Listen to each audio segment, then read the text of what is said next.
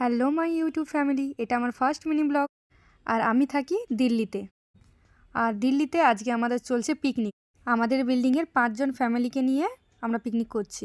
এদিকে আমি মাংস কষার জন্য পেঁয়াজ ভাজা করছি, ওদিকে সবজি কাটা হয়ে গেছে।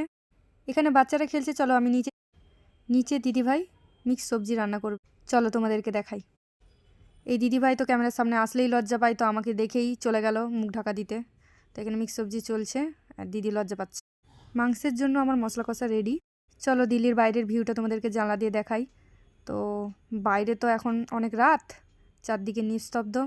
বাইরের ভিউটা খুব সুন্দর, শান্ত শিষ্ট পরিবেশ, চারিদিকে শান্ত একদম।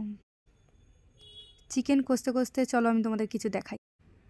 আমার নিউ ইনস্টা আইডিতে 20-21 দিন থেকে আমি ভিডিও করছি। তো এখানে আমার 100 ফলোয়ার্স।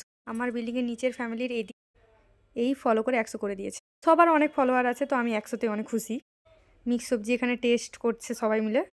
এরপর চলো ছাদে যাই। ছাদে দাদারা মিলে খিচুড়ি বানাচ্ছে। তো গিয়ে দেখলাম মোটামুটি চারিদিকে সব কিছু কাজ শেষ, খিচুড়ির ডান।